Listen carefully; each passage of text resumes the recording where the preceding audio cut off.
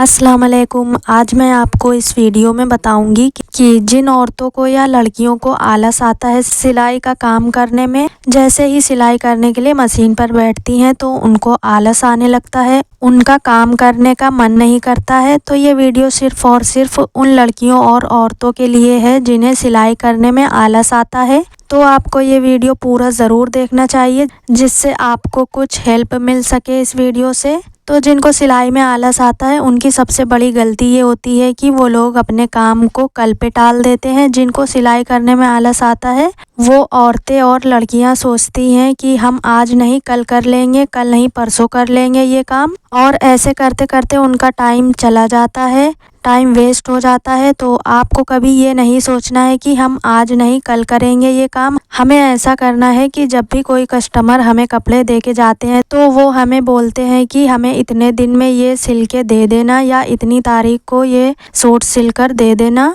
तो हमें उनके कपड़ों को उनकी दी हुई तारीख से पहले ही सिलकर हमें देना है, ताकि जिस टाइम पर कस्टमर कपड़े लेने आए तो हम उनके कपड़े टाइम से दे सकें। और अगर हम किसी के कपड़े सिलने के लिए लेते हैं तो वो बदले में हमें पैसे देते हैं। हमें इस बात पे ध्यान देना है कि हम अगर ये काम करेंगे तो हमें इसके पैसे मिलेंगे। जब इस बात को सोचकर आप काम करती हो तो हमें आलस कभी नहीं आएगा, क्योंकि पैसे तो सबको अच्छे लगते हैं। पैसों से ही हम सारी ज़रूरतें पूरी करते हैं, अपने सारे शौक हम पैसों से ही पूरे करते हैं। पैसे की ज़रूरत बहुत ज़्यादा है इस महंगाई के ज़माने में। तो जब हम अपने काम को टाइम से करके देंगे तो हमें पैसे मिलेंगे, तो हमें सिलाई करने में मन भी लगेगा। जब हमारे हाथ में पैसे आते हैं तो हमारा सारा आलस दूर भाग जाता है और हम जल्दी जल्दी अपना ज़्यादा से ज़्यादा काम करने में लग जाते हैं। और अगर आप किसी के फ्री में कपड़े सिलोगी तो आपका सिलाई में कभी मन नहीं लगेगा।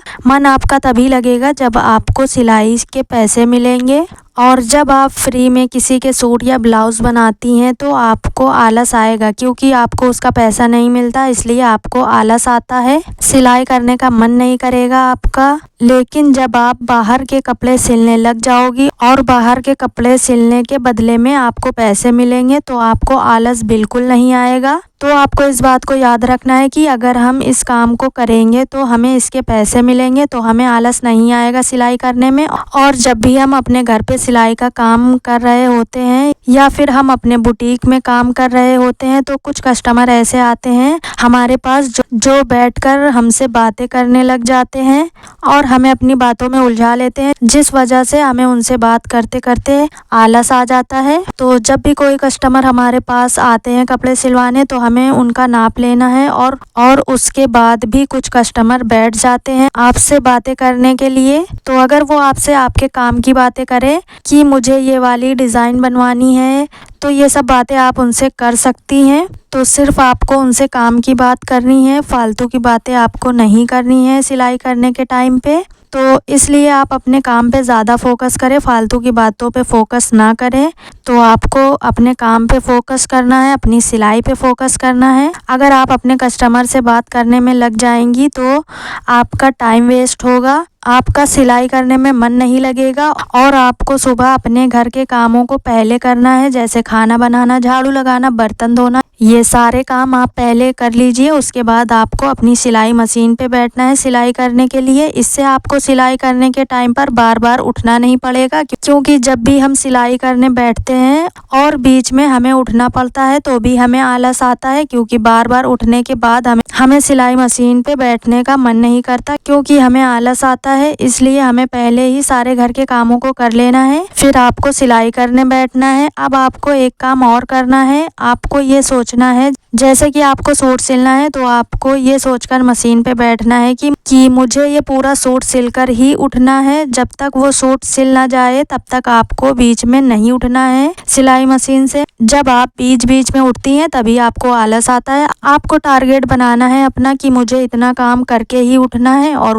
उसके बाद ही मुझे दूसरे काम करने हैं। तो आप पहले पूरा सूट सिल लीजिए, उसके बाद ही आपको दूसरे घर के कामों को करना है, ठीक है।